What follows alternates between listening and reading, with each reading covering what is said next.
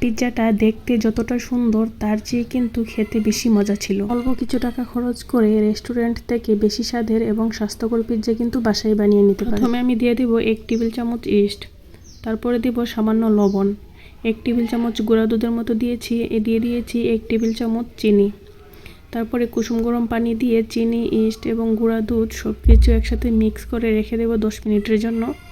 এতে করে কিন্তু ইস্ট খুব তাড়াতাড়ি তৈরি হয়ে যাবে পিৎজা বানানোর জন্য। দেখতেই পাচ্ছেন উপর থেকে ইস্ট কিন্তু ফুলে গিয়েছে। এই পর্যায়ে দিয়ে দেব ময়দা। আমি এখানে 2 কাপ ময়দা দিয়ে দিয়েছি। আপনি চাইলে কিন্তু আটা দিয়েও বানিয়ে নিতে পারেন।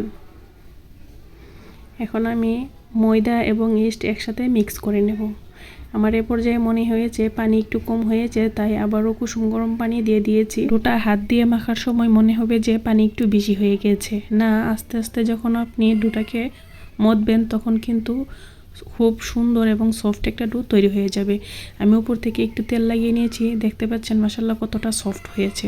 আর পিৎজা বানানোর জন্য এরকম একটি সফট ডো তৈরি করে নিতে হবে। আর ওদিকে ছাদ থেকে আমি ক্যাপসিকামটাকে পেরে নিয়ে আসলাম। এখানে আমি কেটে ধুয়ে পরিষ্কার করে নিয়েছি কিছু মুরগির বুকের মাংস।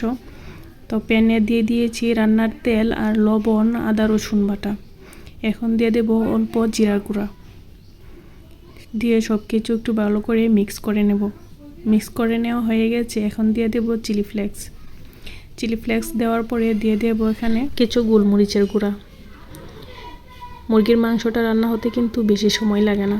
এখানে দিয়ে দেব 2টো পেঁয়াজকে আমি পাপড়ি করে নিয়েছি। পেঁয়াজ পাপড়িটাকে দিয়ে কিছুক্ষণ নেড়ে চেড়ে আমি চুলা থেকে নামিয়ে নিয়েছি। রান্নাটা কিন্তু আমার শেষ হয়ে গেছে। এখন এদিকে কিন্তু ডোটা ফুলে ডাবল হয়ে গেছে। তো আমি এখান থেকে 2টি রুটি বেলে নিয়েছি। আমার 2টো পিৎজা হবে। একটি পিৎজা আমি ফ্রাই প্যানের মধ্যে দিয়ে দিয়েছি, আর একটি পিৎজা দিয়ে দিয়েছি স্টিলের থালার মধ্যে। 2টো পিৎজাই কিন্তু আমি গ্যাসে তৈরি করব। কাঁটা চামচ দিয়ে রুটিটাকে আমি কেচে দেবো, এতে করে রুটিটা কিন্তু ফুলে যাবে না।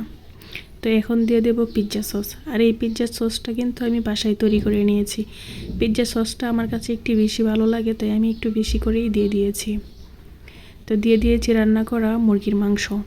এখন দিয়ে দেব 2 ধরনের ক্যাপসিকাম।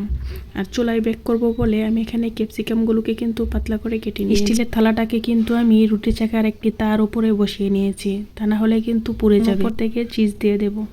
এখানে কিন্তু আমি মোজারেলা চিজ ব্যবহার করেছি। আর চিজ যতটা বেশি দেবেন পিৎজা খেতে কিন্তু তত বেশি ভালো লাগবে। 10 মিনিট আমি ঢাকা দিয়ে লো আঁচে রেখে দিয়েছিলাম। দেখুন মাশাআল্লাহ পিৎজাটা কিন্তু হয়ে গেছে। এতক্ষণ সাথে থাকার জন্য ধন্যবাদ সবাইকে। আসসালামু আলাইকুম।